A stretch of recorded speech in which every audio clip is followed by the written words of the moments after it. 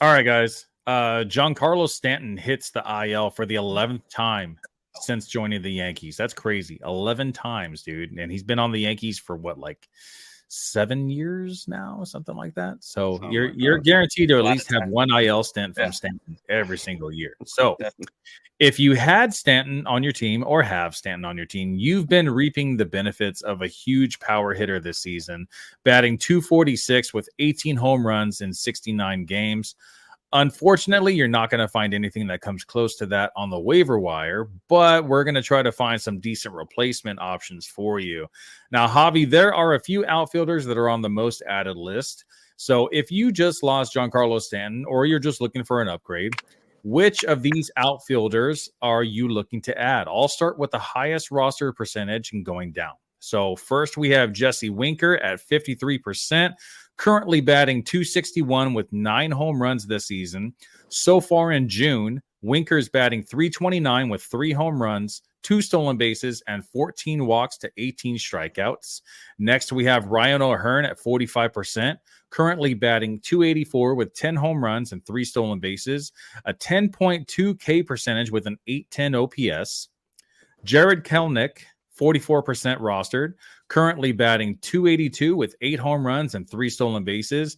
Now, that does come with a 29.5% K rate and a 5.4% base on balls rate, but he has been tearing the cover off the ball in June, batting 321 with 5 home runs, 3 stolen bases, and a 921 OPS. Next, we have Isaiah Kiner Falefa at 29% rostered, currently batting 281 with 6 home runs and 3 stolen bases with a 724 OPS. So far in June, Kiner Falefa is batting 309 with 2 home runs and a 732 OPS. And finally, we have Harrison Bader, only 5% rostered, currently batting 275 with 6 home runs and 11 stolen bases. So far in June, Bader is batting 283 with 4 home runs, 3 stolen bases, and a 903 OPS. So, Javi, who's your favorite of this group? And how would you rank the rest of them? If you want, I can give you the So name again. okay, so right off the bat, right? I want to say a couple episodes ago, I was riding the Winker wagon. Like that. He was hot. He was hot, man. And it's funny, right after that episode, I feel like he kind of dipped a little bit, A right? little bit. And then yeah, and then come, month of June and he's turned it up again. Um, I like Winker, but I'm gonna give you who I think is gonna be the the the guy that I'm choosing is Kelnick. The reason why, so we all know Acuna out for the season, right? Kelnick, 27 years old, right? He was with the Mariners, I believe, the past 4 seasons. Um, never really played a full season. Never really had any kind of like, people were expecting a breakout. He's a top 10 pick, right? In 2018, he was number 6 overall. So obviously there was something about this guy that people were looking at. Unfortunately, injuries, demotions. He was brought up, sent back down to the minors a couple times while he was with the Mariners. I think right now that he is getting almost pretty much everyday play. You're kind of starting to see him break out a little bit more. I feel like he's trying to take advantage of the situation that he's in.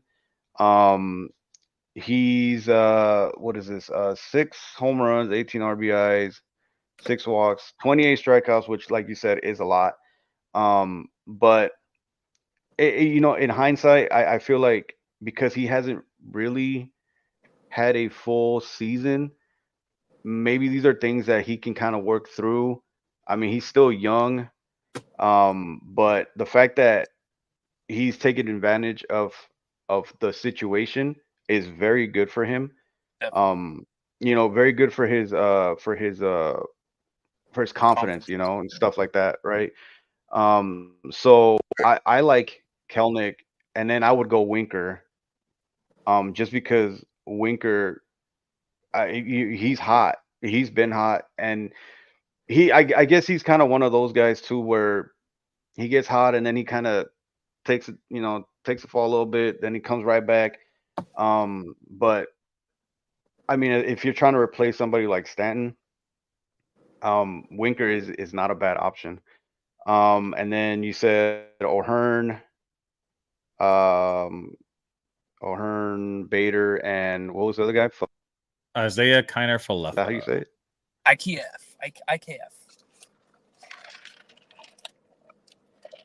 Okay, so I would probably go O'Hearn simply because he plays on a stacked Baltimore Orioles team. Didn't really do my research on O'Hearn, but they have a great lineup. Um, and then I would probably go Falefa because he's kind of a vet. I kind of know more or less what I'm going to get from Falefa. And then Bader, I guess he's coming back from injury, so the sample size isn't really there for me. So I'm waiting on him, but we kind of know what Bader can bring to the table when he's healthy. So that would be my how I would rank each one of them. All right, Kevin, same question. Who's your favorite of this bunch? And then rate the rest. Okay, so let's see. Just real quick, I wanted to check on this. Giancarlo Stanton expected to be out for about 4 weeks. Yeah. So with that being said, obviously, you can see a little bit different stuff. When was that? June 23rd. So a couple days ago. All right. You also have the All-Star break in between. Correct. So he's out 4 weeks. You're only missing him for 1 week, or I mean for 3 weeks basically. You're gonna get a 1 weekish type of grace period, which is nice. I think I would go. I like the Kelenic one, but here's my thing. I'm not exactly sure when Harris is gonna come back. When Harris comes back, Kelenic is not in the leadoff spot. Harris is gonna go in the leadoff spot, so that might kind of mess with him a little bit. So who knows? Also, I'm thinking Winker. He may not be on the Nationals come after the trade deadline, which, right now he's hitting at the top of the Nationals lineup. But if he goes somewhere else and he's, maybe he actually goes to the Braves and then, he's, who knows, where he's hitting. So there's that. I'm just touching on all of them a little bit here. I actually have O'Hearn on a couple of them. O'Hearn is going to, kind of sit against lefties a little bit, but he also comes in pinch hits like almost every game that he sits. I've noticed that. And the guy likes to pop home runs off the bench, so that's also kind of fun. Kiner Falefa, I feel like, is a hot Bo Bichette away or a hot Davis Schneider away from not even playing that much. So I'm a little iffy on him. And then Bader, I actually kind of like the way that Bader's kind of going right now. So I think the way that you have it listed is almost exactly how I would rank it, except maybe I'm a little biased because I am currently on the Winker wagon in 2 leagues. I will switch Winker and Kelenic just to be a little different. But for the most part, I think I mostly agree with you, Javi. And again, my theme for the episode has been ride the hot hand. And Kelenic has also been pretty hot, but I think Winker right now, I'd go with that. And I wouldn't be surprised if he's on a different team at the trade deadline, and maybe it's better, better situation. So yeah, I like what both of you guys are saying. I think with any of these guys for the short term, I think you're not going to go wrong with any one of these guys.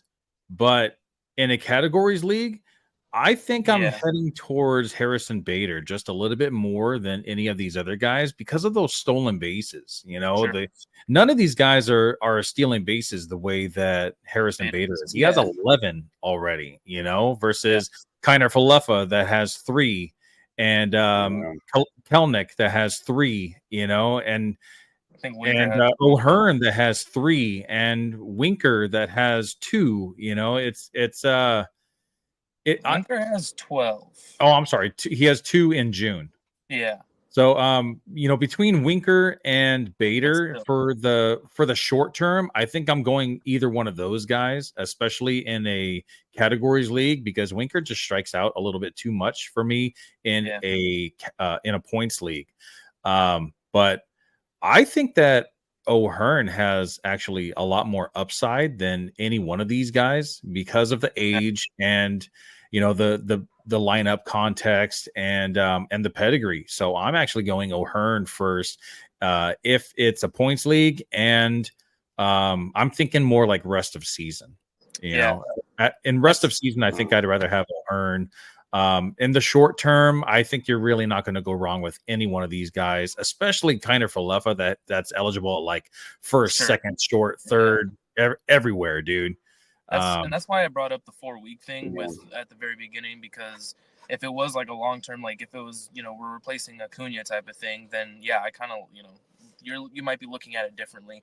Also, what you got on your roster. If you have another guy coming off the IL soon, then you're going to drop someone. Then maybe look at the matchups of what's coming up pretty soon. And again, like I've looked at for a while there, I was like, oh, maybe I'll drop O'Hearn when I first picked him up.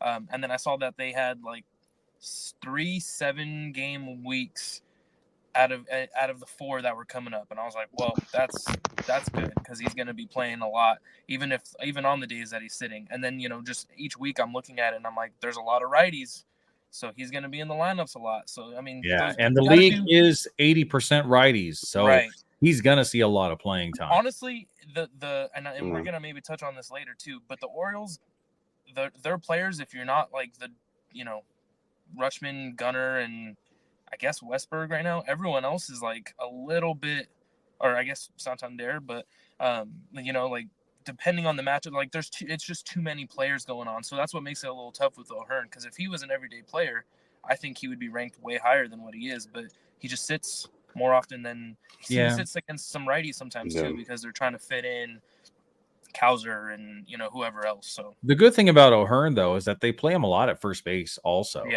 With Heston Kjerstad coming up and Colton Cowser, and the dude, they have so many outfielders. You never know who's going to start on a daily basis. So it's hard to roster outfielders for the Orioles unless it's the guy that